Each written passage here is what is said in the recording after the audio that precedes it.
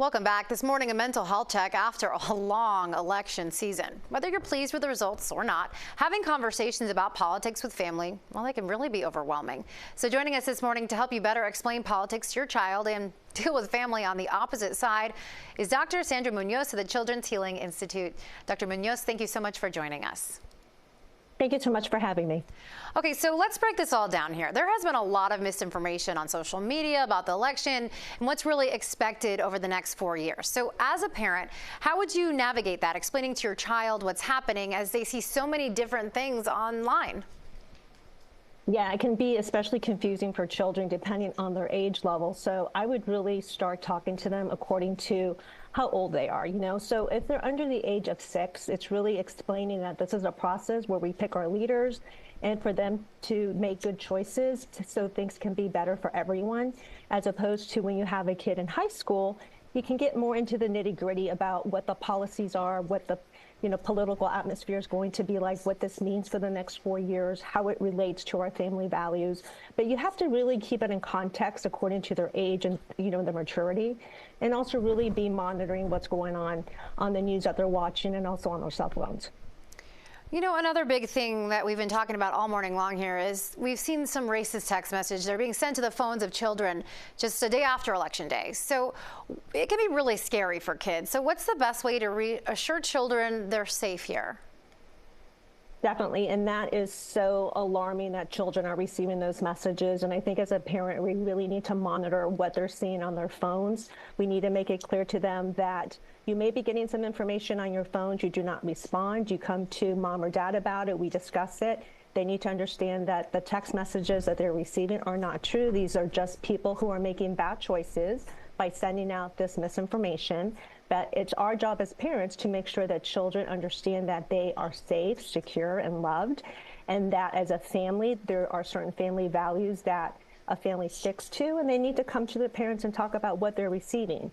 I think the worst thing parents can do is have an atmosphere that can be a little volatile because they have their own political opinions, and kids don't feel safe coming to their families and really discussing what they're getting, information that they're hearing at school or information that they're receiving on their cell phones. We really need to monitor what they're seeing on their cell phones, be able to block whatever we can.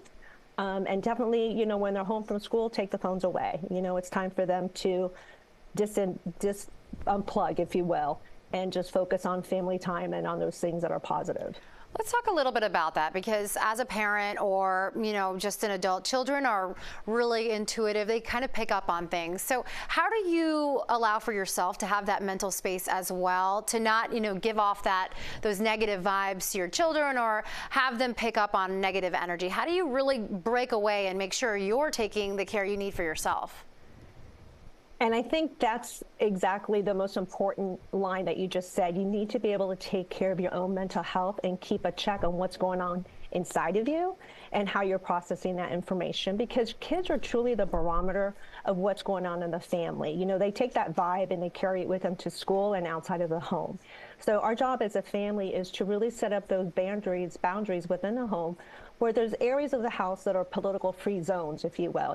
The holidays are coming, so we may have a house full of family members, and we want to make sure that we have some family rules in place where we say, the living room, we're not going to discuss about politics. If you want to discuss about politics, we're going to keep it respectful. We're not going to interrupt each other. We're going to agree to disagree.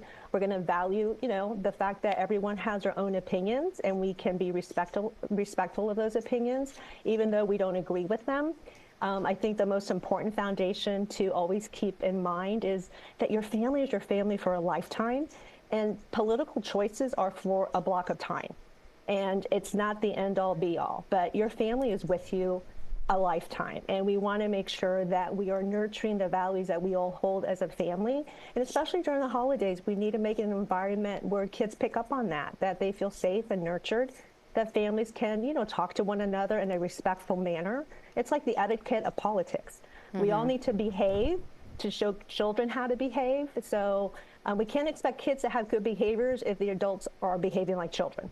So I think that's the thing to keep in mind is really, set up those areas in the home where This is not going to be, a place where we're discussing about politics. If we have a need to discuss about politics, you do it in a certain area in a respectful manner. All right. It probably is a good idea if you know some of your family members have opposing views to just avoid the conversation altogether, especially these days. All right. Thank you so much, Dr. Munoz, for joining us. A lot of really good advice there. Thank you.